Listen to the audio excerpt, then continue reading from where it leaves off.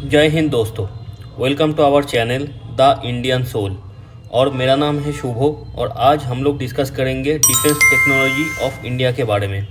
तो आज के लेक्चर में ये पहला लेक्चर होगा और इस लेक्चर में हम लोग स्पेसिफिकली डिस्कस करेंगे मिसाइल टेक्नोलॉजी ऑफ इंडिया के बारे में। तो सबसे पहले हम लोग मिसाइल की जो क्लासिफिकेशन है उसको समझेंगे।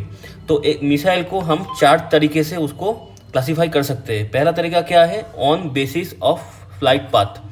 उसका फ्लाइट पाथ क्या है उसके बेसिस में हम उसको 2 तरीके से डिवाइड कर सकते हैं।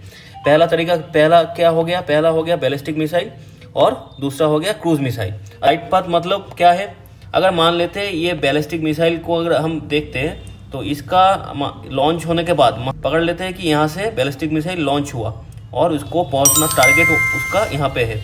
तो कैसे पहुँचेगा टारगेट तक, ऐसे ऊपर जाएगा, एक कर्वेचर पाथ लेगा, फिर फ्री फॉल होगा और ऐसे पैराबोलिक पाथवे में वो टारगेट तक पहुंच जाएगा। तो बैलिस्टिक मिसाइल का जो फ्लाइट पाथ है तो वो ऐसा होता है, ऊपर जाके फिर नीचे आता है। तो जिस मिसाइल का फ्लाइट पाथ ऐसा होगा उसको हम बैलिस्टिक मिसाइल बोलेंगे। और क्रूज मिसाइल का फ्लाइट पाथ क्या होता है, मान लेते हैं क्रूज मिसाइल यहाँ से लॉन्च हुआ और उसका टारगेट यहाँ पे है, तो वो चाहे तो ऐसे वो अपना जो फ्लाइट पाथ है वो अपने हिसाब से चेंज करके यहाँ पे टारगेट तक पहुँच सकता है। कभी ऊपर कभी नीचे ऐसा करके वो अपना जो डायरेक्शन है, क्योंकि क्रूज मिसाइल के साथ एक प्रोपेल्ड इंजन भी रहता है जो हमेशा उसका जो डायरेक्शन है उसको चेंज करने के लिए मदद करता है। तो इसीलिए क्रूज मिसाइल जो है उसका फिक्स कोई फ्लाइट पाथ नहीं होता है, वो अपना फ्लाइट पाथ चेंज कर सकता है।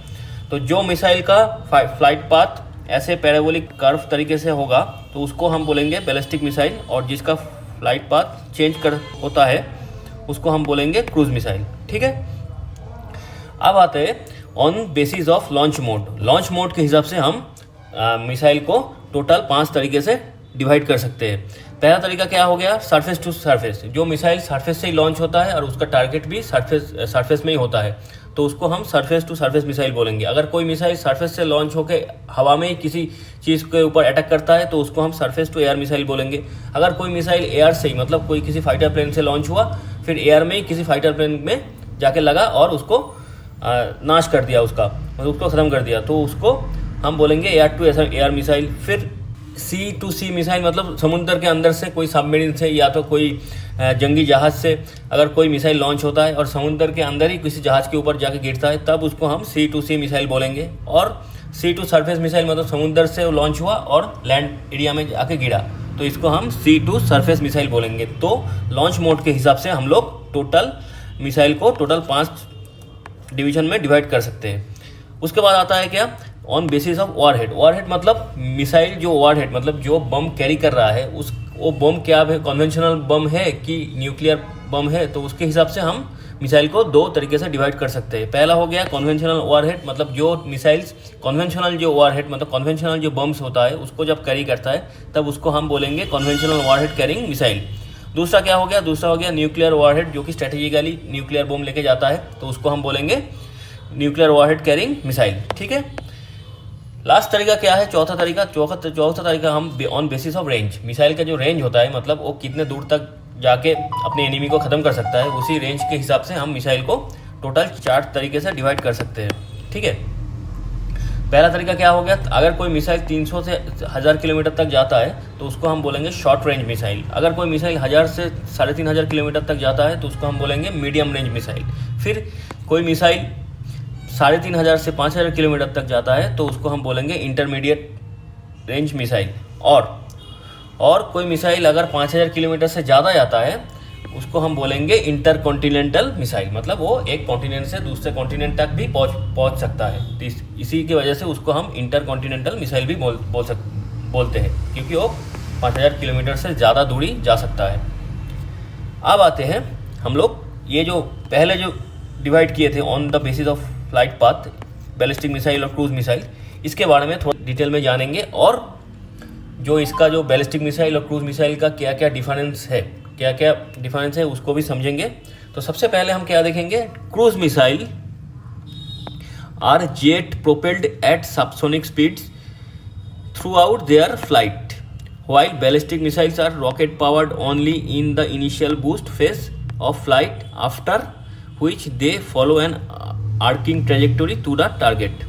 तो इसका मतलब ये हुआ जो क्रूज मिसाइल होता है वो एक जेट प्रोपेल्ड इंजन से चलता है सबसोनिक स्पीड में। सबसोनिक स्पीड मतलब साउंड के जो स्पीड है उससे कम स्पीड में, ठीक है। मान लेते हैं ये, अगर ये इस पिक्चर को हम देखें तो ये वाला जो फ्लाइट पाथ है ये है क्रूज मिसाइल का फ्लाइट पाथ। क्रूज मिसाइल यहाँ से लॉन्च हुआ, फिर वो जेट प्रोपेल इंजन के साथ चला, और जेट प्रोपेल इंजन पहले उसका जो डायरेक्शन है उसको चेंज करके नीचे लेके आया, फिर चेंज करके ऊपर लेके गया, फिर चेंज करके नीचे, फिर ऊपर नीचे करते हुए ये पहुंच गया यहाँ पे टारगेट तक, ठीक है। ये हो गया क्रूज मिसाइल, ठीक है। इसके साथ जेट प्रोपेल्ड एक इंजन रहता है जो इंजन उसको अपना डायरेक्शन चेंज करने के लिए हेल्प करता है।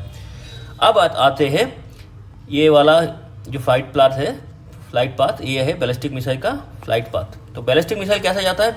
बैलिस्टिक मिसाइल में क्या होता है, इनिशियल फेज में बूस्ट फेज रहता है जो रॉकेट से इसको लॉन्च किया जाता है, रॉकेट की पावर से, जो कि बैलिस्टिक मिसाइल है रॉकेट की पावर से ऐसे ऊपर चला जाता है, फिर यहाँ जाके रॉकेट का पावर खत्म हो जाता है, रॉकेट इसको छोड़ देता है, फिर बाई ग्रेविटी की वजह से वो फ्री फॉल करता है और अपने ट्रेजेक्ट्री के हिसाब से वो टारगेट तक जाके पहुँचता है, ठीक है।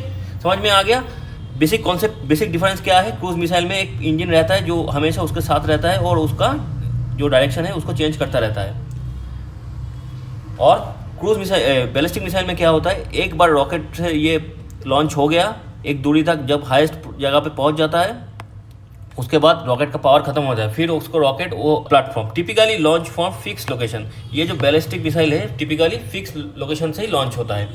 और क्रूज मिसाइल क्या है, क्रूज मिसाइल या तो आप किसी एयरक्राफ्ट मतलब किसी फाइटर प्लेन से भी लॉन्च कर सकते हो, फिर समुद्र से जहाज से भी लॉन्च कर सकते हो, और सबमरीन से भी लॉन्च कर सकते हो, और तीनों जगह से ये लॉन्च हो सकता है। लेकिन ये जो बैलिस्टिक मिसाइल है typically launch from fix location, मतलब जहाँ पे इसको लगाया गया उसको हम मूव नहीं कर सकते हैं।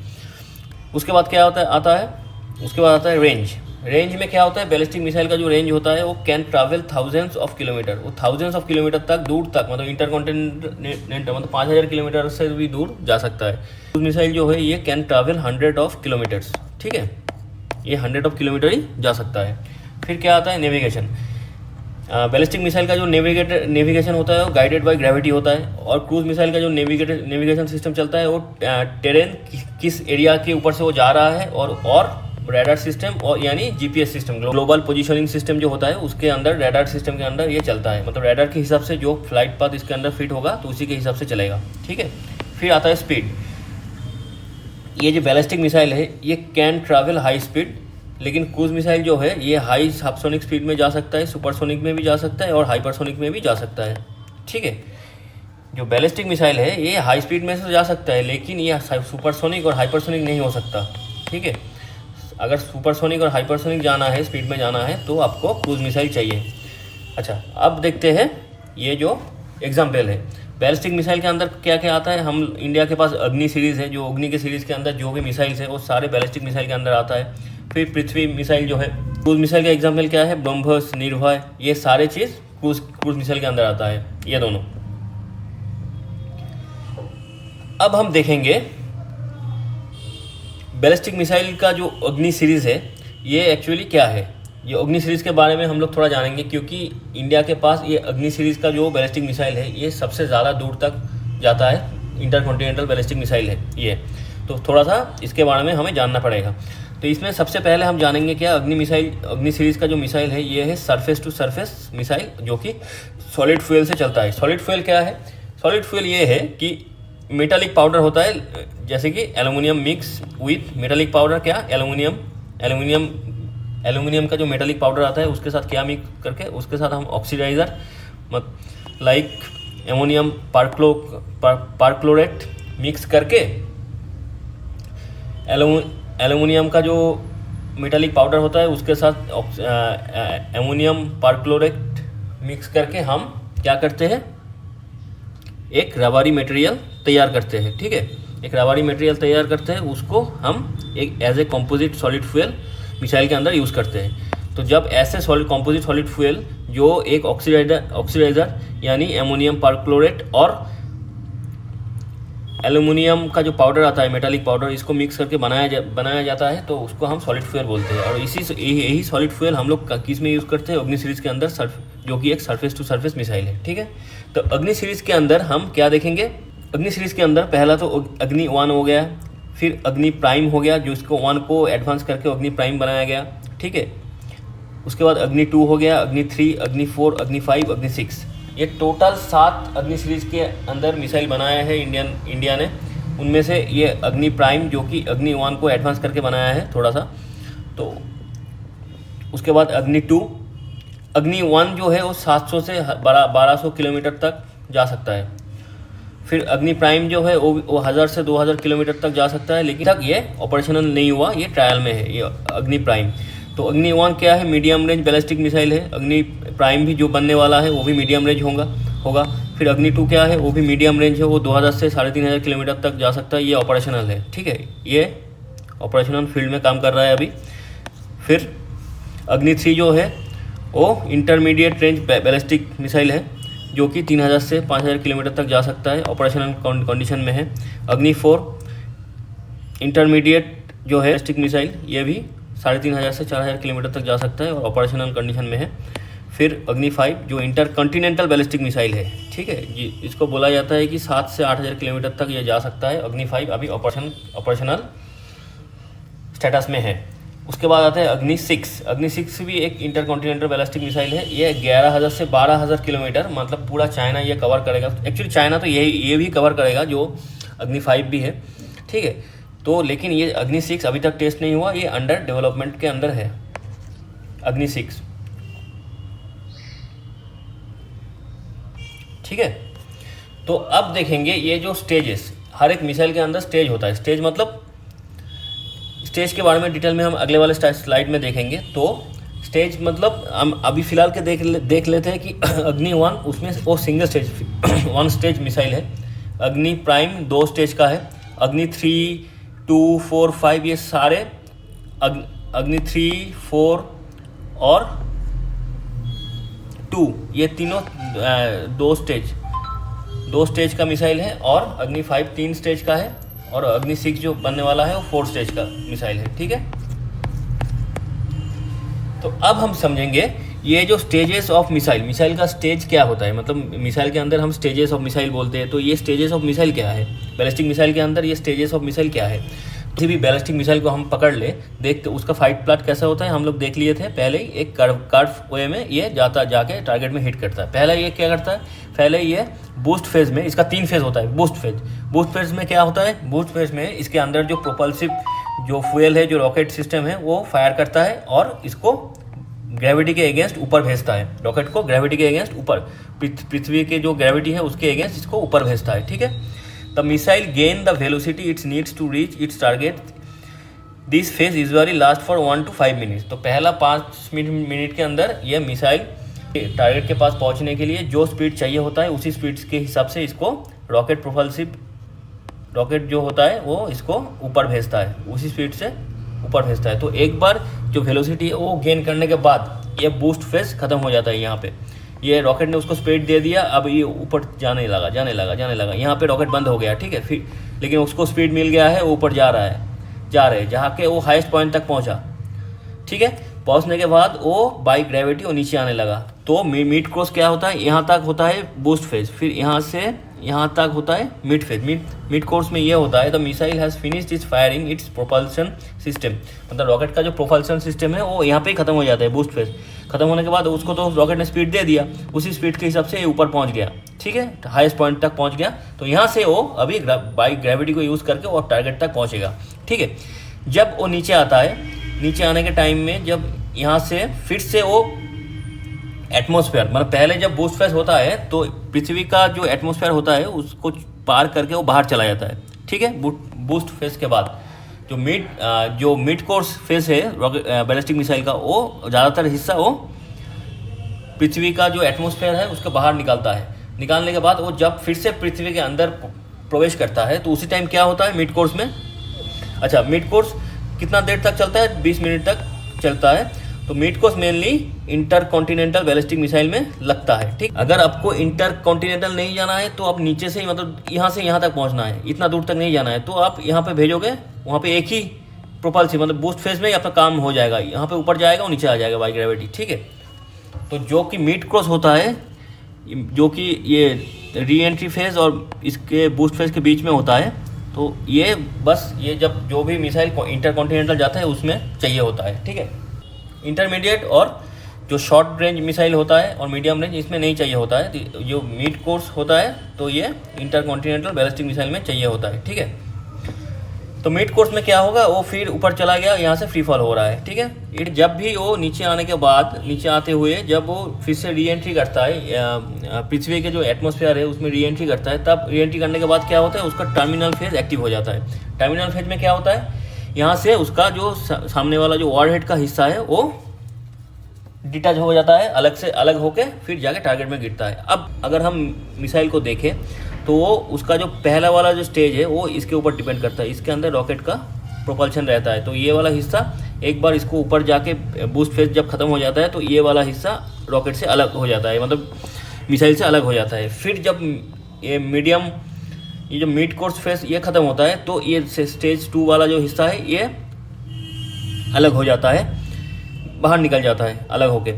फिर आखिर में जब री एंट्री हो जाता है एटमॉस्फेयर के अंदर, फिर ये वाला इसी हिस्से में रॉकेट के मिसाइल के अंदर जो वॉरहेड है, जो एक्चुअल बम है, वो इसी हिस्से में रहता है। तो ये हिस्सा री एंट्री फेज के बाद फिर से एक्टिव होता है, अपने ग्रेविटी के हिसाब से नीचे जाता है और टारगेट को हिट करता है। ठीक है, तो टोटल 3 टुकड़े में ये डिवाइड हो जाता है। पहला बूस्ट फेज जब खत्म होता है तो नीचे वाला ये रॉकेट वाला हिस्सा ये अलग हो गया, फिर मिड कोर्स जब खत्म होता है तो ये वाला हिस्सा अलग हो गया स्टेज 2, फिर आखिर में ये वाला हिस्सा री एंट्री करके नीचे जाके टारगेट को हिट करता है। ठीक है, ये हो गया 3 फेज में पहला फेज बूस्ट फेज, दूसरा फेज मिड कोर्स फेज और तीसरा टर्मिनल फेज। ठीक है, तो एक बार फिर से रिवाइज कर लेते हैं। तो बूस्ट फेज में क्या होता है, रॉकेट के अंदर जो नीचे वाला ये वाला हिस्सा, इसमें रॉकेट प्रोपल्शन होता है, रॉकेट मिसाइल को थ्रस्ट देता है और देके ऊपर भेजता है। ठीक है, और ऊपर भेजने के बाद क्या होता है, जब उसको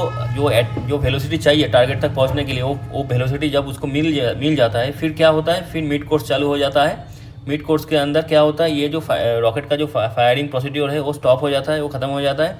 फिर ये ऊपर जाता है हाईएस्ट पॉइंट तक, फिर वहाँ से नीचे आना चालू कर देता है। ये मिड कोर्स के अंदर होता है, मिड कोर्स फेज में होता है। फिर जब वो पृथ्वी के जो एटमॉस्फेयर है उसमें री एंट्री करता है, वहाँ से करने के टाइम ये टर्मिनल फेज शुरू हो जाता है और वहाँ से मिड कोर्स खत्म हो जाता है, मिड कोर्स फेज खत्म हो जाता है और स्टेज 2 का जो हिस्सा है वो रॉकेट का जो मिसाइल का जो वॉरहेड है उससे अलग हो जाता है। फिर री एंट्री करने के बाद जो वॉरहेड है वो ग्रेविटी के हिसाब से और अपना फ्लाइट पाथ के हिसाब से टारगेट तक पहुंचता है और जाके टारगेट को ख़त्म करता है। ठीक है, समझ में आ गया कॉन्सेप्ट तीनों।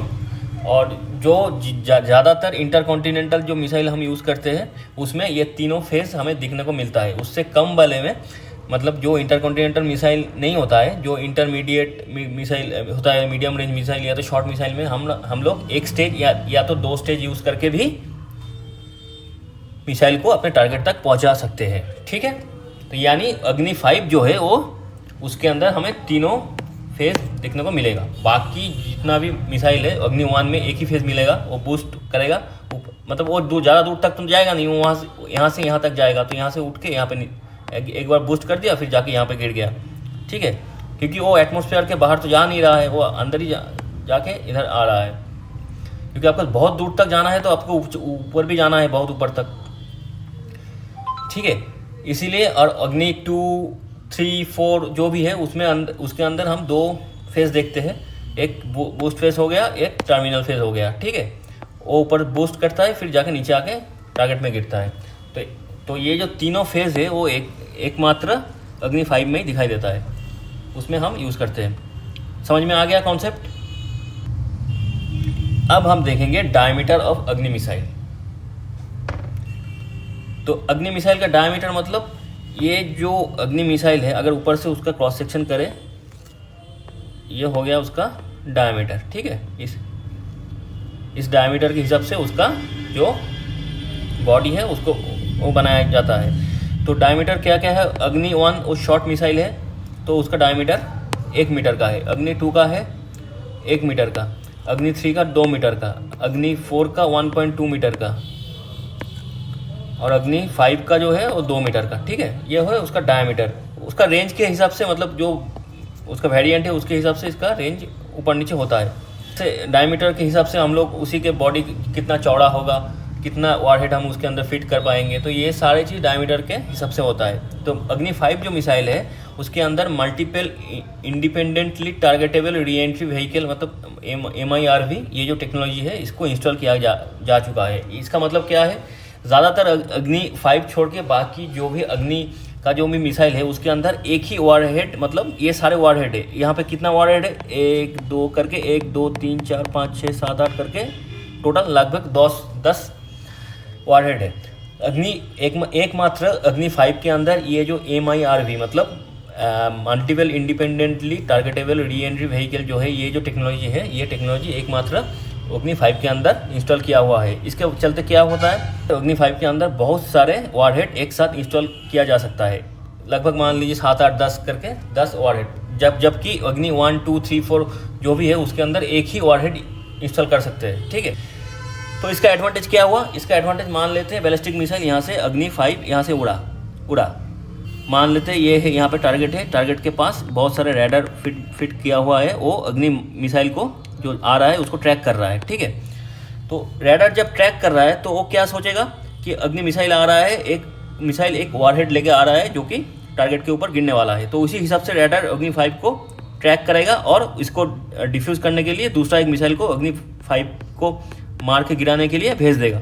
ठीक है, अब जहाँ पे अग्नि 5 के पास क्या है, multiple independently targetable re entry vehicle है, MIRV टेक्नोलॉजी है। इसके अंदर क्या होता है, जब ये अग्नि 5 उड़ा वो पहले बूस्ट फेज ख़त्म किया, फिर मिड कोर्स फेज में घुसा, उसके अंदर से जब हायर वेलोसिटी मिल गया और फिर वो नीचे आने लगा, उस टाइम क्या हो जाएगा, उस टाइम जब टर्मिनेशन फेज चालू होगा, टर्मिनल फेज जब चालू होगा, उसमें क्या होगा, अचानक से ये वारहेड, मतलब जब रैडर को जब एक वारहेड दिख रहा था उसी टाइम क्या होगा, जब टर्मिनल फेज चालू होगा तो अचानक से यहाँ से ये खुल जाएगा और जितना भी वारहेड है अलग अलग निकल जाएगा। मतलब जो रैडर एक वारहेड को ट्रैक कर रहा था अचानक से उसके सामने 10 वारहेड आ जाएंगे, क्योंकि टर्मिनल फेज में जाके ये जो वारहेड का जो हिस्सा है वो अलग हो जाएगा, वहाँ से जो 10 वारहेड अग्नि 5 के अंदर है वो अलग से निकलेंगे, अलग अलग टारगेट के, अलग अलग 10 टारगेट के ऊपर वो निकलेंगे।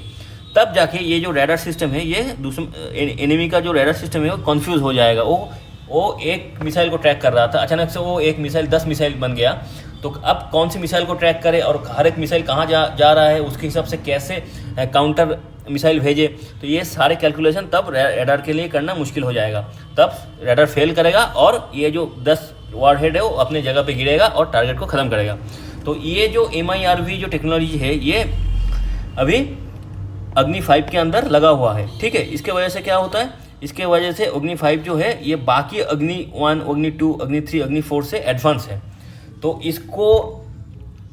इसकी वारहेड को चकमा देना थोड़ा सा मुश्किल है रैडर के लिए भी, क्योंकि ये अचानक से 1 से 10 बन जाता है जब भी वो टर्मिनल फेज में पहुंचता है। कॉन्सेप्ट समझ में आ गया, आशा करता हूँ कि कॉन्सेप्ट समझा पा रहा हो और आप लोग भी समझ पा रहे हो। तो ये हो गया multiple independently targetable re entry vehicle का जो कॉन्सेप्ट है वो यही है। ठीक है, नॉर्मल में क्या होता है, एक ही वारहेड हो, ये नीले वाला जो हिस्सा है वो वारहेड है, वो एक ही होता है नॉर्मल अग्नि में, लेकिन अग्नि 5 में बहुत सारे हम वारहेड लगा सकते हैं जो कि टर्मिनल फेज में के अंदर आके रैडर के सामने 1 से 10 बन जाएंगे, तब जाके रैडर कंफ्यूज हो जाएगा और अपने ये मिसाइल तब तक ये वारहेड अपने टारगेट तक पहुंच जाएगा, ख़त्म कर देगा टारगेट को। तो ये होता है multiple independently targetable re entry vehicle का टेक्नोलॉजी। अब हम आएंगे इंडिया का जो, अब थोड़ा सा पास्ट में जाएंगे, अग्नि हो गया, उससे पहले हम कितना क्लासिफिकेशन होता है वो भी देख लिए, बैलिस्टिक मिसाइल क्रूज मिसाइल का जो डिफरेंस क्या डिफरेंस है वो भी समझ लिए। अब हम देखेंगे, अब हम थोड़ा सा पास्ट में चले जाएंगे, जो integrated guided missile development programme जो इंडिया ने 1980s में शुरू किया था उसके बारे में थोड़ा सा जानेंगे। तो ये जो प्रोग्राम है IGMDP, ये प्रोग्राम कब इंडियन मिनिस्ट्री ऑफ डिफेंस ने मिसाइल डेवलपमेंट के लिए ये चालू किया था, कब किया था, 1980 में। ठीक है, 1980s में चालू किया था और इसका कमान किसके हाथ पकड़ के ये चालू हुआ था? डॉक्टर APJ अब्दुल कलाम, ठीक है, जो हमारे ग्रेटेस्ट साइंटिस्ट है भारत के, तो उनके हाथ पकड़ के ये प्रोग्राम चालू हुआ था। तो आज के दिन में जितना भी हम मिसाइल देखते हैं, ठीक है, वो मिसाइल का जन्म किनके हाथ पकड़ के हुआ था? जितना भी एडवांस मिसाइल आज इंडिया के पास है, तो उन सारे का जो जन्म हुआ था, जो बर्थ हुआ था, वो किसके हाथ पकड़ के हुआ था? डॉक्टर APJ अब्दुल कलाम के हाथ पकड़ के, ठीक है, इस प्रोग्राम के दौरान। तो इसीलिए डॉक्टर APJ अब्दुल कलाम को इंडिया के मिसाइल मैन भी बोला जाता है, क्योंकि हम लोगों के पास जितना भी मिसाइल अब एडवांस कंडीशन में है, ये उन्होंने ही शुरू किया था इनका डेवलपमेंट, ठीक है। तो अब हम देखेंगे IGMDP इस प्रोग्राम के अंदर क्या क्या मिसाइल हम लोगों ने बनाए हैं। पहला आ गया पृथ्वी। पृथ्वी क्या होता है? सरफेस टू सरफेस मिसाइल है, जो कि शॉर्ट रेंज मिसाइल रेंज है और बैलिस्टिक मिसाइल है, ठीक है। फिर आता है आकाश। आकाश एक मीडियम रेंज मिसाइल है, जो कि सरफेस टू एयर तक फायर कर सकता है। फिर हो गया नाग थर्ड जनरेशन मिसाइल है, जो कि फायर एंड फॉरगेट, मतलब इसको एक बार लॉन्च कर दिया, खत्म, टेंशन खत्म, मतलब ये अपना टारगेट जाके हिट करेगा ही करेगा। एंटी टैंक मिसाइल है ये, ठीक है। फिर आ गया त्रिशूल, जो कि short range low level surface to air missile है। और अग्नि के बारे में तो हम तो अभी तक पढ़ ही लिए। Intermediate range surface to surface missile, ये अभी इंटरमीडिएट इसलिए बोल रहा हूँ क्योंकि जब शुरू हुआ था ये इंटरमीडिएट मैक्सिमम था, ठीक है। फिर हम उसको एडवांस करते करते आज इंटरकॉन्टिनेंटल बना दिया उसको, ठीक है, जिसके अंदर पूरा चाइना, आधा यूरोप, इंडियन ओशन का बहुत सारा हिस्सा, ये सारे उस मिसाइल के रेंज के अंदर आता है, ठीक है। तो ये हो गया ये जो प्रोग्राम चला, इसके अंदर ये सारे मिसाइल हम लोग डेवलप किए। तो अग्नि के बारे में तो हम लोग जान लिए, अभी जानना बाकी है पृथ्वी, आकाश, नाग और त्रिशूल के बारे में। त्रिशूल अभी उतना यूज़ नहीं होता है, तो इसके बारे में अगर हम लोग नहीं भी जाने तो भी चलेगा, लेकिन पृथ्वी, आकाश और नाग के बारे में हमें जाननी है। तो सबसे पहले अब अग्नि के बारे में तो हम पहले जान लिए, अब पृथ्वी के बारे में जानेंगे। पृथ्वी क्या है? सरफेस टू सरफेस मिसाइल है, ये लिक्विड फ्यूल यूज़ करता है, शॉर्ट रेंज है और न्यूक्लियर वॉरहेड कैपेबल मिसाइल है और फास्ट मिसाइल ऑफ इंडिया, मतलब ये डेवलप करना सबसे पहले चालू हुआ था, अग्नि से भी पहले, ठीक है। हम अग्नि को ज़्यादा एडवांस किए हैं, ये बात तो सही है, लेकिन ये हमने सबसे पहले क्या बनाए थे? पृथ्वी बनाए थे, पृथ्वी। तो वो दिखने में कैसा होता है? ये हो गया पृथ्वी मिसाइल, ठीक है। पृथ्वी मिसाइल तीन टाइप का आता है। पहला टाइप क्या होता है? 150 से 200 किलोमीटर जाता है ये। पृथ्वी 2 200 से 250 किलोमीटर तक जाता है। पृथ्वी 3 250 से 350 किलोमीटर तक जाता है। तो पृथ्वी 3 इंडियन नेवी के पास भी नेवल यूज़ के लिए भी है और सबमरीन में भी लगता है ये। जब ये पृथ्वी को हम नेवल मतलब कोई नेवल शिप में लगा देते हैं तो उसको हम धनुष बोलते हैं, जब उसको सबमरीन में लगाते हैं हम तब उसको हम सागरिका बोलते हैं, ठीक है। अब आते हैं पृथ्वी मिसाइल। अगर ज़्यादातर पृथ्वी मिसाइल के अंदर हम लोग लिक्विड फ्यूल यूज़ करते हैं, लेकिन अगर हम पृथ्वी मिसाइल के अंदर सॉलिड फ्यूल को यूज़ करेंगे तो उसको हम प्रहार मिसाइल बोलेंगे तब। तो ये 150 किलोमीटर तक जा सकता है, 200 kg वॉरहेड ले सकता है, और इसका एक एडवांस वर्जन भी है जो 200 किलोमीटर तक जा सकता है, उसको हम प्रोनाश बोलते हैं। तो ये है उस प्रहार मिसाइल का फोटो, ठीक है। ये हो गया पृथ्वी के बारे में। अब हम जानेंगे थोड़ा सा आकाश मिसाइल के बारे में। तो आकाश मिसाइल में क्या होता है? दो तरीके का स्टेज होता है। एक हो गया सॉलिड स्टेज हो जाता है, फिर रैमजेट हो जाता है, ठीक है। एक सुपरसोनिक स्पीड में जाता मिसाइल है जो कि 2.5 मैक तक जा सकता है, स्पीड से जा सकता है। मैक्सिमम ऑल्टीट्यूड 18 किलोमीटर होता है। सरफेस टू एयर मिसाइल होता है और इंटरसेप्टर मिशन में ये काम आता है। 30 से 60 किलोमीटर तक ये इंटरसेप्ट कर लेता है चीज़ों को। मतलब मान लेते हैं आकाश मिसाइल जो है ये मेनली किस चीज़ के लिए यूज़ होता है? मान लीजिए कोई फॉरेन कंट्री का दुश्मन का फाइटर प्लेन अपने एरिया में आ गया तो उसको काउंटर करने के लिए ये मिसाइल सिस्टम यूज़ होता है। तो रैडर में उसको काउंटर करके उसको देख के फिर ये आकाश मिसाइल जाता है उसी प्लेन को न्यूट्रलाइज करने के लिए, ठीक है। वो किसी फाइटर प्लेन आ सकता है, किसी ड्रोन आ सकता है, तो ऐसा चीज़ हो गया जो बाई एयर फॉरेन कंट्री से, एनिमी कंट्री से आ रहा है अपने देश के पास, तो उसको काउंटर करने के लिए ये आकाश मिसाइल हम लोग यूज़ करते हैं। तो आकाश मिसाइल का क्या सिस्टम क्या होता है? आकाश मिसाइल एक तो ये एक ट्रैक होता है, तो जिस ट्रैक का नाम होता है राजेंद्र ट्रैक, उसके ऊपर ये आकाश मिसाइल ऐसे फिट होता है, ठीक है। और उसके साथ साथ एक और ट्रैक होता है जिसमें ये एक रैडर होता है जिसका नाम भी राजेंद्र रैडर है। तो एक अलग ट्रैक के ऊपर ये रैडर ऐसे इंस्टॉल होता है, तो ठीक है। तो एक बैटरी के साथ 2 ट्रैक जुड़ा रहता है। एक ट्रैक के अंदर एक राजेंद्र ट्रक के अंदर मिसाइल फिट होता है, एक राजेंद्र ट्रक के अंदर राजेंद्र रैडार फिट होता है, ठीक है। ये दो ट्रक एक ही बैटरी सिस्टम के मतलब एक ही सॉफ्टवेयर से जुड़ा हुआ रहता है, मतलब एक ट्रक के लिए हर एक ट्रक, ये दोनों ट्रक एक दूसरे के साथ डेडिकेटेड होगा, ठीक है। तो ये दो ट्रक एक साथ रहता है और इसमें इस रैडार से फॉरेन जो फाइटर प्लेन या तो एनिमी प्लेन आ रहा है अपने टेरिटरी के अंदर, उसको ट्रैक करता है ये रैडार, और उस रैडार का जो डाटा के हिसाब से यहाँ से मिसाइल उड़ के उस प्लेन को ख़त्म करता है। उस प्लेन मान लीजिए, ड्रोन मान लीजिए, ठीक है। तो एक ही ट्रक के अंदर मिसाइल और रैडार फिट नहीं होता है, दो अलग अलग ट्रक के ऊपर मिसाइल फिट होता है और रैडार फिट होता है, और ये दो ट्रक एक ही सॉफ्टवेयर से एक दूसरे के साथ जुड़ा हुआ रहता है, ठीक है। यहाँ पे लिखा हुआ है while the Akash missile system utilize the Rajendra radar they are not fitted on same truck, each Akash battery typically has one dedicated Rajendra radar which is separated from the launch vehicle carrying the Akash missile, meaning they are on defined truck with the battery system, ठीक है। तो जो यहाँ पे जो आकाश missile fit है, इसकी truck के साथ मिसाइल के साथ एक बैटरी भी रहता है। तो हर एक ट्रक के अंदर जो बैटरी होता है उसके लिए डेडिकेटेडली एक रैडार रहता है, कि ऐसा नहीं कि ये बैटरी किसी और रैडार के साथ फिट होगा, लेकिन उसमें आपको सॉफ्टवेयर को अपडेट या तो चेंज करना पड़ेगा। मतलब हर एक बैटरी और आकाश मिसाइल के सिस्टम के साथ हर एक डेडिकेटेड रैडार रहता है, जो कि अलग ट्रक के ऊपर इंस्टॉल रहता है, जो एक साथ मूव करता है, ठीक है। राजेंद्र रैडार जो होता है उसका कैपेबिलिटी क्या है, मल्टी फंक्शन, मतलब वो एक साथ बहुत सारे काम करता है, ऊपर से मल्टी टारगेटेड, मतलब एक साथ 10-20 प्लेन आ गया तो उसको भी ट्रैक कर लेगा, ठीक है। तो फेज एरे और कंट्रोल रैडार, समझ में आ गया कॉन्सेप्ट। तो ये हो गया आकाश मिसाइल का कॉन्सेप्ट, जो कि वन टाइप ऑफ, जैसे कि यहाँ पे इसराइल के पास आयरन डोम है, उसी का ही वर्जन है, एक इंडियन वर्जन जो इंडिया ने खुद मैन्युफैक्चर किया है, बनाया है आकाश मिसाइल, ठीक है। फाइटर बाहर से कोई रॉकेट आया, कोई ये प्लेन आया, फाइटर प्लेन आया या तो ड्रोन आया, फाइटर ड्रोन, तो उनको ट्रैक करके उसको मारने के लिए ये आकाश मिसाइल सिस्टम हम लोग यूज़ करते हैं, ठीक है। अब ये सब खत्म हो गया बैलिस्टिक मिसाइल, ठीक है। ये सारे बैलिस्टिक मिसाइल के अंदर हम लोग पढ़ लिए, तो ये सब कुछ हो गया बैलिस्टिक मिसाइल के अंदर। अब हम क्या पढ़ेंगे, अब हम पढ़ेंगे क्रूज मिसाइल को। क्रूज मिसाइल के अंदर सबसे पहला नाम क्या आता है हम लोगों के पास सबसे पहला नाम जो आता है वो है ब्रह्मोस। ये जो ब्रह्मोस है, ये दो नदी के नाम के ऊपर डिपेंड करके ये इसको बनाया गया है। ब्रह्मोस मतलब इंडिया और रशिया ये दोनों मिलके बनाया है ब्रह्मोस। ये जो ब्रह्मोस मिसाइल का जो क्रूज मिसाइल का जो टेक्नोलॉजी है, ये इंडिया और रशिया ये दोनों मिलके इसको डेवलप किया है। इंडिया के अंदर से defence and research development organisation मतलब DRDO और रशिया का NPO, ठीक है। ये दो मिलके इस मिसाइल का टेक्नोलॉजी है इसको डेवलप किया है, इसीलिए इसका नाम ब्रह्मोस रखा गया है। ये ब्रह्मोस जो है, ये भारत की नदी ब्रह्मपुत्र से नाम लिया गया है, ब्रह्मपुत्र।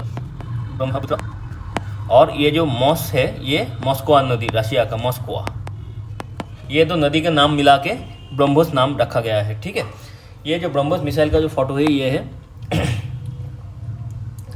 तो ये एक सक्सेसफुल मिसाइल है और बहुत ही फेमस है आज के टाइम में, बहुत ही फेमस है, क्योंकि ये एक तो ये सुपरसोनिक मिसाइल है, सुपरसोनिक क्रूज मिसाइल। जबकि क्रूज मिसाइल पहले क्या था, पहले सबसोनिक स्पीड में जाता था, जो इंडिया ने बनाया था। कि पहला का इंडिया के पास जो मिसाइल थे जो कि सबसोनिक स्पीड में जाता था, लेकिन ये ब्रह्मोस आने के बाद ये ब्रह्मोस क्या किया, ब्रह्मोस क्रूज मिसाइल को लेके गया सुपरसोनिक स्पीड में, ठीक है। सुपरसोनिक स्पीड में ये अपना डायरेक्शन चेंज करके अपना टारगेट के पास पहुंच जाता है और ख़त्म कर देता है। तो ब्रह्मोस जो है वो उसका रेंज कितना है, 290 किलोमीटर, ठीक है। और स्पीड क्या है, 3.5 मैक 3.5 मैक स्पीड से ये जा सकता है, मतलब सुपरसोनिक स्पीड से हाई स्पीड में, सुपरसोनिक स्पीड में ये जा सकता है। It has solid propellant booster engine, इसके साथ एक इंजन रहता है जो इसको जो डायरेक्शन है इसको चेंज करने के लिए हेल्प करता है, ठीक है। और ये लिक्विड रैमजेट, ठीक है। और इसके अंदर स्टेल्थ टेक्नोलॉजी लगा हुआ है और advance guidance system.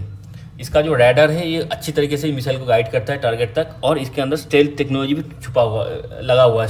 Stealth technology मतलब ये किसी रैडर के पकड़ में आता भी नहीं है, क्योंकि ये ऐसा तो बहुत कम ऑल्टीट्यूड में उड़ता है।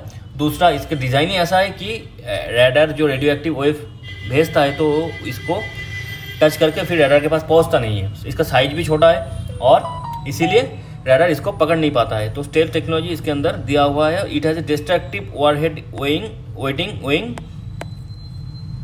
200 से 300 kg तक ये वॉरहेड कैरी कर सकता है, ठीक है। It has a cruising altitude up to 15 kilometre and a terminal altitude as low as 10 metre. मतलब ये 15 किलोमीटर हाईएस्ट उड़ सकता है और नीचे 10 मीटर तक भी ये फ्लाई कर सकता है। जब टर्मिनल स्टेज आता है, टर्मिनल ऑल्टीट्यूड नीचे 10 मीटर ऊपर से भी ये उड़ सकता है, मतलब मिट्टी से 10 मीटर ऊपर से ये उड़ता है। ठीक है, ये हो गया उसका फीचर। और यूज़ क्या है ब्रह्मोस का, जो कि इंडियन नेवी और आर्मी तो यूज़ ही कर रहा है, बहुत पहले से यूज़ कर रहा है। फिर हम लोगों से फिलीपींस ने ख़रीदा, फिर इंडोनेशिया भी ख़रीदा। फिर क्योंकि ये लोग चाहते हैं कि चाइना का जो एग्रेशन है साउथ चाइना सी के अंदर, तो उसको काउंटर करने के लिए फिलीपींस और इंडोनेशिया इसको ब्रह्मोस को इंडिया से ख़रीदा है। ठीक है,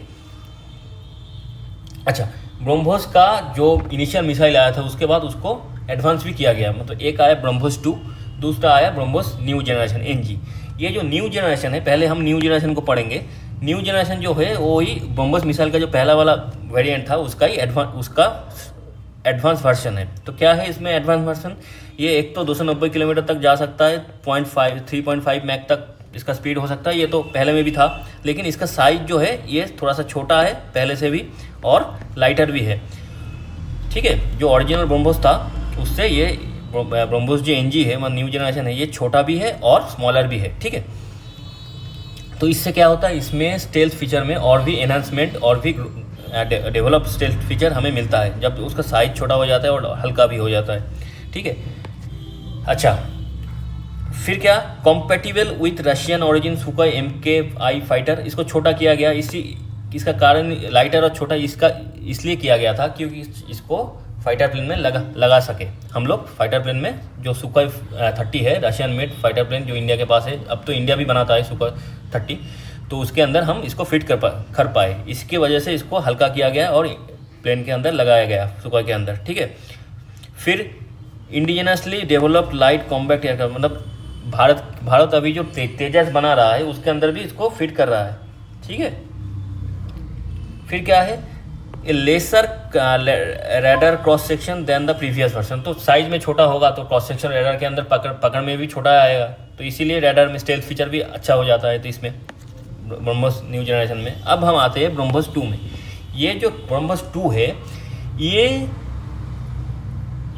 थोड़ा सा एडवांस वर्जन है। ठीक है, ये क्या एडवांस है, इसका स्पीड तो 6 टाइम है, साउंड के स्पीड से भी 6 टाइम ज़्यादा, मतलब इससे भी ज़्यादा स्पीड, मतलब मैक 5-6 तक चला जाएगा ये। ठीक है, फिर और इसका जो रेंज होगा वो 1500 किलोमीटर तक होगा। और ये लैंड सी एयरक्राफ्ट कहीं से भी आप उसको डिलीवर कर सकते हो, कहीं से भी उसको लॉन्च कर सकते हो। फिर गाइडेंस सिस्टम बहुत ही एडवांस होगा, मतलब रैडर का जो इसका जो गाइडेंस सिस्टम होगा, टारगेट तक पहुंचने के लिए जो गाइड चाहिए, जो गाइडिंग रैडर सिस्टम चाहिए इसके अंदर। एक्चुअली इसके अंदर भी एक रैडर सिस्टम इंस्टॉल होता है जो उसके हिसाब से फाइट प्लाट ढूंढता रहता है, उसी फाइट पाथ को देखते हुए वो आगे जाता है। इसकी एक्यूरेसी जो है वो और भी हाई एक्यूरेसी। ऐसे तो ब्रह्मोस का जो पहला वर्जन था उसके बाद न्यू जनरेशन जो था उसका भी एक्यूरेसी हाई था, और ब्रह्मोस 2 का तो एक्यूरेसी एकदम ही एक्यूरेट हो गया। ठीक है, उसका वेदर जितना भी खराब हो, सामने वेदर जितना भी खराब हो, ब्रह्मोस 2 अपने टारगेट में पहुंच ही जाता है। इट हैज स्टेल्थ टेक्नोलॉजी, ये तो पहले भी था और इसमें और भी अपग्रेड हुआ। फिर ऑपरेशन क्या है, फायर एंड फॉरगेट। आप एक बार फायर कर दो फिर निश्चिंत होकर बैठ जाओ कि ये अपने जगह पे जाकर ज़रूर हिट करेगा। ठीक है, तो ये हो गया हमारे ब्रह्मोस के बारे में जानना। अच्छा, अब ये ब्रह्मोस मिसाइल के अंदर जो भी 2 स्टेज यूज़ होता है, एक तो पहला होता है कि सॉलिड प्रोपेलेंट बूस्टर स्टेज, जहाँ पे लॉन्च होता है। ये जो लॉन्च हो रहा है ना ब्रह्मोस मिसाइल, यहाँ से ग्राउंड से, पानी से, जहाज़ से। ठीक है, तो ये जो पहला वाला जो लॉन्च होता है इसमें क्या यूज़ करते हैं हम लोग, solid propellant booster engine use करते हैं। ठीक है, एक बार लॉन्च हो गया फिर सेकेंड स्टेज में जब ये क्रूज फेज में जा रहा है बहुत जल्दी से, बहुत तेज़ी से, उस टाइम हम लिक्विड रैमजेट इंजन यूज़ करते हैं। ठीक है, तो स्टेज 1 में क्या हो गया, solid propellant booster engine propel the missile to supersonic speed and solid propellant booster engine separate after reaching supersonic speed. ठीक है, तो एक बार सुपरसोनिक स्पीड में ये जो पहला वाला जो सॉलिड प्रोपेलेंट बूस्टर इंजन है उसको पहुंचा देता है मिसाइल को, उसके बाद वो डिटैच होकर पीछे चला जाता है। फिर स्टेज 2 आता है। स्टेज 2 में क्या होता है, सुपरसोनिक स्पीड के अंदर liquid ramjet engine takes the missile closer to Mach 3, मतलब एक बार मैक 1 क्रॉस हो गया, सुपरसोनिक स्पीड में पहुंच गया। फिर रैमजेट, वो तो पहला काम सॉलिड प्रोपेलेंट करके चला गया बूस्टर इंजन। फिर रैमजेट क्या करता है, उसी मैक में सुपरसोनिक स्पीड को और भी एडवांस कर देता है, मैक 3 तक पहुंचा देता है इन द क्रूज फेज। और liquid ramjet engine propelled the missile during the cruise phase, ठीक है। और ये जो रैमजेट इंजन है, जब क्रूज फेज में मिसाइल जा रहा है उस टाइम हाई स्पीड के अंदर उसका जो डायरेक्शन है उसको चेंज करना, फिर बाएं और दाएं और ऊपर नीचे मोड़ना, ये सारी चीज़ ये कौन करता है सेकेंड स्टेज के अंदर, ये जो लिक्विड रैमजेट इंजन है ये करता है, ठीक है। समझ में आ गया कॉन्सेप्ट। ये क्रूज फेज में जा रहा है मिसाइल ब्रह्मोस 2 खतरनाक स्पीड से। अब हम देखेंगे निर्भय मिसाइल, जो कि इंडिजिनसली इंडिया ने बनाया है, डीआरडीओ ने क्या बनाया है निर्भय जो मिसाइल है इसको बनाया है। ये सबसोनिक स्पीड में जाता है, ठीक है, ये सुपरसोनिक स्पीड में नहीं जाता है, जो कि हम पहले भी बोले थे, डिस्कस किए थे, जो सबसोनिक स्पीड में क्रूज मिसाइल जा रहा है। तो ये इंडिया ने जो अपने एकदम इंडिजिनस नहीं, जिसमें बस इंडिया का ही टेक्नोलॉजी है, रशिया का मदद हमने नहीं ली है, रशिया और इंडिया मिलकर ब्रह्मोस बनाया है, लेकिन निर्भया सिर्फ इंडिया ने बनाया है। इसलिए इसमें क्या है, इसमें ये सबसोनिक स्पीड में उड़ता है, इसका रेंज 800 से 1000 किलोमीटर है, वो 0.7 मैक में उड़ता है, मतलब सबसोनिक में, ठीक है। 0.1 होता है साउंड, मतलब मैक 1, उसके ऊपर सब हो जाता है सुपरसोनिक। इसका गाइडेंस में क्या कौन लगता है, GPS INS/GPS with an active radar terminal Sikar, ठीक है। वारहेड 200 से 300 किलोग्राम का वारहेड ले जा सकता है। Propulsion solid propellant booster motor, then turbojet engine, ठीक है। उसमें क्या होता था, वहाँ पे सॉलिड प्रोपेलेंट बूस्टर इंजन, उसके बाद लिक्विड रैम जेट इंजन, ठीक है। यहाँ पे क्या यूज़ होता है, सॉलिड प्रोपेलेंट बूस्टर मोटर यानी बूस्टर इंजन, उसके बाद turbojet engine, not RAM jet, liquid RAM jet नहीं, यहाँ पे टर्बोजेट यूज़ होता है, ठीक है। ये हो गया निर्भय मिसाइल। अब हम देखेंगे क्रूज मिसाइल खत्म हो गया, अब हम जो पढ़ेंगे वो है बैलिस्टिक डिफेंस मिसाइल। ये बैलिस्टिक मिसाइल तो है, लेकिन ये डिफेंस मिसाइल एक टाइप का इंटरसेप्टर मिसाइल, मतलब बाहर से कोई देश से कोई मिसाइल आ रहा है, कोई फाइटर प्लेन आ रहा है, कोई ड्रोन आ रहा है, उसको काउंटर करने के लिए हम लोग जो मिसाइल हम यूज़ करेंगे उसको हम बोलेंगे बैलिस्टिक डिफेंस मिसाइल, जो कि इंटरसेप्टर मिसाइल है, इंडियन BMD शील्ड, ठीक है। Indian ballistic missile defence is a multi layered system of interceptor missile, radar and command centre, protect the country from ballistic missile threat. बाहर से अगर कोई ballistic missile आए देश के अंदर तो उसको काउंटर करने के लिए, मिसाइल से काउंटर करने के लिए ये सिस्टम हमने इंडिया ने बनाया है। इसमें क्या यूज़ होता है, इसमें ज़्यादातर पृथ्वी जो एयर डिफेंस सिस्टम है उसको हम यूज़ करते हैं, फिर एडवांस एयर डिफेंस को यूज़ करते हैं, ठीक है। Prithvi air defence system intercept missile at high altitude में ये डिटेक्ट कर लेता है, वाइल द AAD मतलब एडवांस एयर डिफेंस सिस्टम जो इंटरसेप्टर है वो थोड़ा सा लो ऑल्टीट्यूड में उसको डिटेक्ट करता है, ठीक है। फिर क्या होता है, the BMD shield also has a network of radar and command post to detect and tracking incoming missile. तो इसमें एक रैडर सिस्टम और कमांड सेंटर लगा रहता है, जो कि मिसाइल कहाँ से आ रहा है, कितने स्पीड में आ रहा है, कितने टाइम में पहुँचेगा, ये सारे कैलकुलेशन करता रहता है। और उसके उसको हिसाब करने के बाद, उसका हिसाब किताब करने के बाद उसको काउंटर करने के लिए मिसाइल भेजता है, जो कि बैट सिस्टम के साथ या तो AAD सिस्टम के साथ लगा हुआ रहता है, वो जाके उस इनकमिंग मिसाइल को न्यूट्रलाइज करता है, ठीक है। फेज़ ऑफ BMD प्रोग्राम का जो फेज़ है, पहला फेज़ में क्या था, design to intercept missile with a range of 2000 kilometre, ठीक है। तो 2000 किलोमीटर के अंदर जो भी मिसाइल आ रहा है उसको इंटरसेप्ट करने के लिए पहला फेज़ में ये प्रोग्राम बनाया गया था।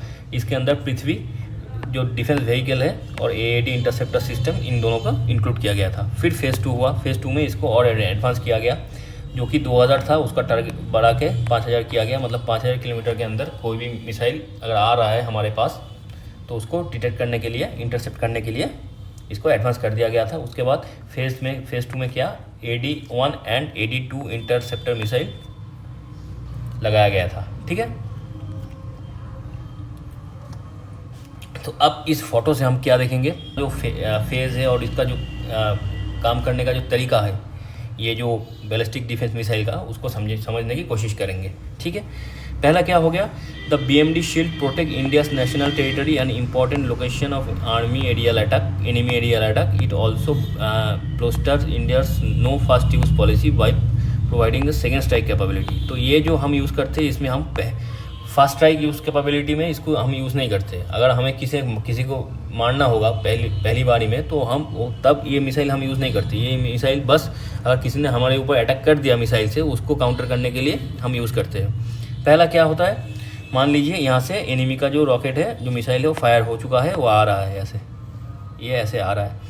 तो ये जो आ रहा है, इसको पहले एक कंट्रोल सेंटर यहाँ पे रहता है हमारे देश के अंदर, एक रैडार सिस्टम रहता है, ठीक है, जो एज ए मिसाइल का ये जो मल्टी फंक्शन जो कंट्रोल रैडार, ये सारे सब रैडार है। लॉन्ग रेंज ट्रैकिंग रैडार, ये मिसाइल काम क्लोजर सेकंड रैडार, दो रैडार लगा हुआ रहता है। ऊपर से हम लोगों के पास जो एयरक्राफ्ट से भी ये कंट्रोल एयरबोर्न जो रैडार सिस्टम रहता है, ठीक है।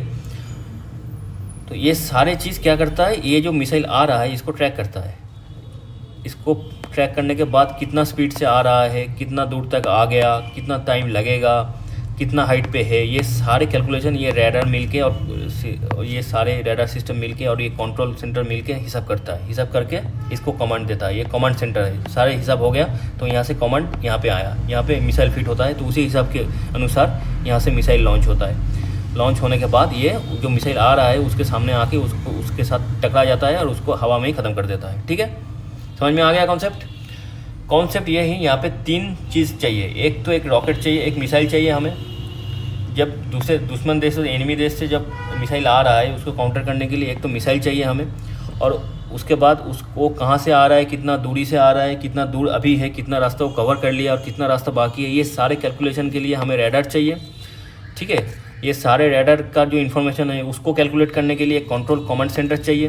वो कमांड सेंटर के पास कैलकुलेशन होने के बाद उस कमांड सेंटर से जो कमांड ये यहाँ पे आएगा, जहाँ पे मिसाइल फिट है, बाई कंप्यूटर ये कमांड आएगा यहाँ से, जो मिसाइल तुम लॉन्च हो जाओ।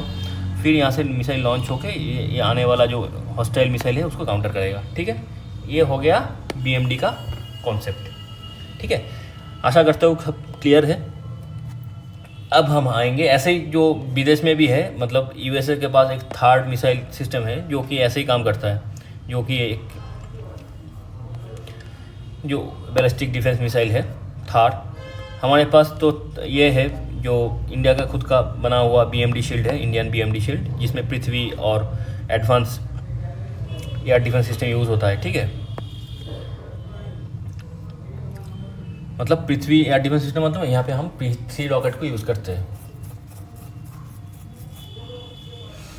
रॉकेट मतलब पृथ्वी मिसाइल को यूज़ करते हैं। अब हम आते हैं जो हम बाहर से लिए हैं, जो हमारे पास है वो तो है ही, ठीक है। और एक जो है वो जो हम बाहर से ख़रीदे हैं वो है S-400। तो अब हम जानेंगे S-400 के बारे में, जो कि हमेशा न्यूज़ में रहता है। S-400 Russian made missile system है। तो ये एक मोबाइल मिसाइल सिस्टम है, मतलब ये ट्रक के ऊपर फिट हो जाता है और ये ट्रक एक जगह से दूसरी जगह पे जा सकता है। तो इसका पोजीशन भी, S-400 का पोजीशन भी हम लोग चेंज कर सकते हैं जब भी ज़रूरत पड़े। तो ये S-400 का जो पोजीशन है, ये हम लोग एक जगह से एक मिसाइल फायर हुआ, फिर दूसरी जगह लेके गए बाई ट्रक, ये ऐसे पोर्टेबल सिस्टम में चलता है। तो ये एक एडवांस एयर डिफेंस सिस्टम है, परचेस्ड फ्रॉम रशिया, हमने रशिया से ख़रीदा है। ये अक्टूबर 2023 तक ये 3 यूनिट S-400 का हम लोग मिल गया हम लोगों को, और पाकिस्तान और चाइना बॉर्डर पे हम लोग डिप्लॉय कर दिए हैं। तो ये क्या है, ये है, ठीक है। S-400 क्या है, एक बैलिस्टिक मिसाइल डिफेंस सिस्टम है। तो S-400 unmanned aerial vehicle, drone, aircraft, cruise missile, ये सारे मिसाइल को काउंटर कर सकता है। मतलब ये सारे अगर एनिमी कंट्री से कोई भी UAV, drone, aircraft, cruise missile हमारे देश में घुसता है, तो ये S-400 उसको ट्रैक करके अपना मिसाइल भेज के उसको डिस्ट्रॉय कर देगा, ठीक है। तो इसका स्पीड क्या है, Mach 14 hypersonic multi targeted engage, मतलब एक साथ 2-3 टारगेट को एक साथ एंगेज कर सकता है। इतना कैपेबिलिटी है इसके अंदर, S-400 के अंदर। तो S-400 एक बहुत ही एडवांस सिस्टम है जो कि इंडिया ने रशिया से ख़रीदा हुआ है। अब हम देखेंगे air to air missile India जो डेवलप किया है इंडिजिनसली, उसका नाम है अस्त्र, ठीक है। ये है उसका तस्वीर। तो इंडिजिनसली इंडिया ने डेवलप किया है, introduce to navy, Indian navy इसको यूज़ कर रहा है, एयरफोर्स भी, सुपर के अंदर भी ये फिटेड है, ठीक है। बियॉन्ड विजुअल लेवल, देखने से पहले ये अपना काम कर देता है। इसका स्पीड कितना है, 1.2 मैक से 1.4 मैक। फिर हम देखेंगे एंटी टैंक मिसाइल, ठीक है, जो कि जिसका नाम है नाग, ठीक है। Anti tank guided missile ATGM developed by India, India ने इसको डेवलप किया इंडिजिनसली। और इसका सिस्टम क्या है, फायर एंड फॉरगेट। एक बार ये फायर कर दिया तो हम निश्चिंत होकर रह सकते हैं कि कोई दिक्कत नहीं है, ठीक है, ये अपना काम कर देगा। फिर क्या है, the nag missile has a single shot hit capability of 90%। Nag missile जो है ये सिंगल शॉट हिट प्रोबेबिलिटी 90% है इसका। तो एक शॉट में, मतलब हर एक शॉट में इसका 90% चांस होता है कि ये अपना टारगेट को हिट करेगा ही करेगा, ठीक है। It has A maintenance free self life of 10 years, बिना मेंटेनेंस किए भी ये 10 साल तक अब ठीक ठाक रहता है। फिर Nag missile has an operational range 500 metre से 20 किलोमीटर, ठीक है, डिपेंडिंग ऑन वेरिएंट, जो वेरिएंट है। जब ये नाग मिसाइल हम लोग किसी हेलीकॉप्टर में माउंट कर देते हैं तो उसको हम हेलेना बोलते हैं, हेलीकॉप्टर लॉन्च नाग, ठीक है। और नैमिका, ये जो है नैमिका, ये नाग मिसाइल का कैरियर होता है और नैमिस नाग मिसाइल सिस्टम होता है। It is a stretched licence build BMP-2 with additional wheel nickname BMP-2 Sarath in India. तो मतलब नाग मिसाइल का जो कैरियर होता है, वो जिसके थ्रू वो कैरी होता है, उसको हम नाग मिसाइल कैरियर बोलते हैं, और जो सिस्टम रहता है उसको नैमिस बोलते हैं, ठीक है। ये हो गया नाग मिसाइल का कॉन्सेप्ट, जो कि एक एंटी टैंक मिसाइल है, ठीक है। इसका काम है टैंक को, जो दुश्मन देश की जो टैंक है उसको ख़त्म करना। उसके बाद हम आते हैं रॉकेट लॉन्च मिसाइल, ठीक है। रॉकेट लॉन्च मिसाइल मतलब a multi barrel rocket launcher MBRL system develop by India defence DRDO, defence research and development organisation DRDO, ठीक है। तो इसका जो नाम क्या है, पिनाका। पिनाका महादेव की धनुष का भी नाम है पिनाका, तो उसी के नाम लेते हुए इसका नाम है पिनाका। तो ये आज के दिन में बहुत ही एडवांस एक सिस्टम है जो कि इंडिया ने बनाया है, और बाहर के देशों में भी इसका एक डिमांड भी है, क्योंकि कुछ दिन पहले आर्मेनिया ने इंडिया से ये पिनाका मिसाइल सिस्टम खरीदा है, और उसको आर्मेनिया और अजरबैजान के बीच में जो जंग चल रहा है, जो कॉन्फ्लिक्ट चल रहा है, उसमें आर्मेनिया को बहुत ज़्यादा हेल्प मिला है इस पिनाका रॉकेट सिस्टम से, ठीक है। तो ये क्या है, ये टोटल 12 ट्यूब है इसके अंदर, मतलब ये आप देख ही सकते हो, 3 3 6 12, ठीक है, 12 ट्यूब है, मतलब 12 रॉकेट सिस्टम हमेशा मतलब एकदम इंस्टॉल कंडीशन में रहता है। 8 सेकेंड मतलब 44 सेकेंड के अंदर ये 72 रॉकेट छोड़ सकता है, ठीक है। रेंज ऑफ 60 से 75 kilometre. Pinaka guided version use GPS and INS navigation for precision strike. Precision strike के लिए Pinaka guided version GPS use करता है और INS नेविगेशन भी यूज़ होता है इसमें। The Pinaka is mounted on A टाट्रा truck for mobility. ये ऐसे एक ट्रक होता है जिसका नाम है टाट्रा, उसी ट्रक के अंदर ये फिटेड होता है और एक जगह से दूसरी जगह पे इसको लेके जा सकता है, ठीक है। ऑन बोर्ड इसका नेविगेशन सिस्टम इसके साथ ही चलता है, मतलब इसके अंदर ही नेविगेशन सिस्टम फिटेड है। अच्छा, ऑपरेशनल यूज़ क्या क्या है, इंडियन आर्मी इसको यूज़ करता है northern border with China and Pakistan. फिर आर्मेनिया ने इसको खरीदा है, और आज के दिन में फ्रांस, जो कि यूरोप के अंदर एक एडवांस कंट्री है, एक फ्रांस ने इसके ऊपर मतलब पिनाका को खरीदने की इंटरेस्ट जो है उसको शो किया है, ठीक है। तो ये है पिनाका मिसाइल सिस्टम, जो कि आज के दिन में बहुत ज़्यादा न्यूज़ में है। अब हम देखेंगे anti satellite missile system ASAT। India का जो एंटी सैटेलाइट मिसाइल टेस्ट सबसे पहले हुआ था उसका नाम था शक्ति मिशन। इस मार्च 27, 2019 को ये कंडक्ट किया गया था, ठीक है। इसमें क्या हुआ था, इसमें हमें जो स्पेस के अंदर जो भी और भी जो सैटेलाइट है धरती के बाहर, जो सैटेलाइट धरती को बाहर जो सैटेलाइट है उसको मार गिराने के लिए, तो ये जो सिस्टम है एंटी सैटेलाइट मिसाइल सिस्टम बनाया गया है। तो इसका काम क्या है, ये द टेस्ट और conducted APJ Abdul Kalam island launch from Orissa से ये इसको टेस्ट को किया गया था। इस missile was Prithvi delivery vehicle Mark 2, मतलब पृथ्वी जो मिसाइल है इसको ही हमने उसका एडवांस वर्जन को हमने यूज़ किया है सैटेलाइट को डिस्ट्रॉय करने के लिए। द टेस्ट डिस्ट्रॉयड डिफंक्शन एक इंडियन सैटेलाइट था जो अभी उसका काम ख़त्म हो गया था, वो ऐसे ही लोअर ऑर्बिट में घूम रहा था। उसको गिराने के लिए लो ऑर्बिट ऑल्टीट्यूड 283 किलोमीटर पे उसको हिट किया गया इस रॉकेट से, मतलब ऐसे रॉकेट गया जाके यहाँ पे जाके सैटेलाइट को हिट किया, ठीक है। इसका स्टेज क्या है, पहला स्टेज में ये यहाँ से निकला, बूस्ट हुआ, दूसरा स्टेज में जाता गया, तीसरा स्टेज में ये चीज़ यहाँ से निकल गया, मतलब जो दूसरा स्टेज के अंदर जो सेक्शन होता है वो स्टेज 3 जाते ही वो निकल गया। फिर हीट शील्ड जो होता है वो 2 निकल गया। फिर जाके क्या, missile lock on to the satellite. Stage 4 में मिसाइल ने सैटेलाइट को लॉक कर लिया। फिर जाके 5th स्टेज में मिसाइल ने इसको जाके हिट किया।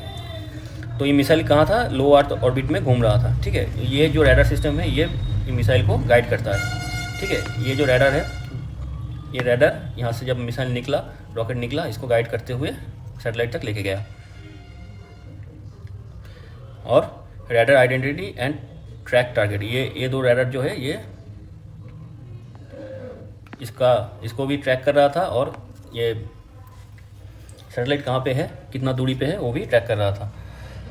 तो इसी सिस्टम के, इसी मैकेनिज्म के थ्रू ये जो रॉकेट है जाके सैटेलाइट को डिस्ट्रॉय कर दिया। तो the test demonstrated India's ability to develop complex and critical missions. तो ये जो टेस्ट होने के बाद दुनिया को मालूम पड़ गया कि इंडिया भी स्पेस में सैटेलाइट को डिस्ट्रॉय करने की क्षमता जो कुछ ही देशों के पास था, मतलब यूएस, रशिया, चाइना के पास था, अब इंडिया भी उसी लाइन में है, मतलब उसी ग्रुप में अब इंडिया भी आ गया है। और कॉम्प्लेक्स से कॉम्प्लेक्स टेक्नोलॉजी को यूज़ करके कॉम्प्लेक्स मिशन को अंजाम देना ये इंडिया को आता है।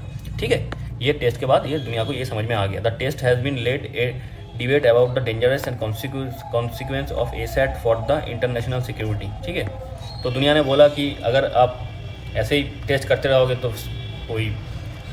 तो स्पेस के अंदर मलबा जो सैटेलाइट को आपने डिस्ट्रॉय किया है उसका मलबा जो वो भर जाएगा। तो लेकिन ये टेस्ट ऐसे किया गया था, the test was carried out without creating any space debris. कोई भी स्पेस डेब्री तो ना हो जाए, तो इसको दिमाग में रखते हुए ये टेस्ट कंडक्ट किया गया था। ठीक है, तो ये था एंटी सैटेलाइट मिसाइल सिस्टम, ठीक है, जो कि इंडिया ने बनाया है। तो आज के वीडियो में मिसाइल सिस्टम के ऊपर, मिसाइल टेक्नोलॉजी के ऊपर इंडिया के अंदर जो भी है उसके ऊपर हमने जितना हो सके ब्रीफली हमने डिस्कस किया है। तो आज का वीडियो इतना ही। इसके बाकी डिफेंस टेक्नोलॉजी के बाकी चीज़ों के ऊपर, जैसे कि न्यूक्लियर टेक्नोलॉजी, नेवी का जो टेक्नोलॉजी है, फिर हम लोगों का जो M का जो चल रहा है, मतलब एयरक्राफ्ट, फाइटर एयरक्राफ्ट बनाने की 5th जनरेशन, उसके ऊपर जो टेक्नोलॉजी के ऊपर काम का चल रहा है, ये सारे चीज़ के ऊपर हम आगे इसके बाद वीडियो लेके आएंगे। तो आज का वीडियो इतना ही।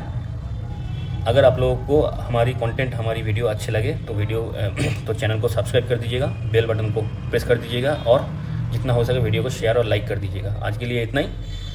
थैंक यू, गुड नाइट, जय हिंद।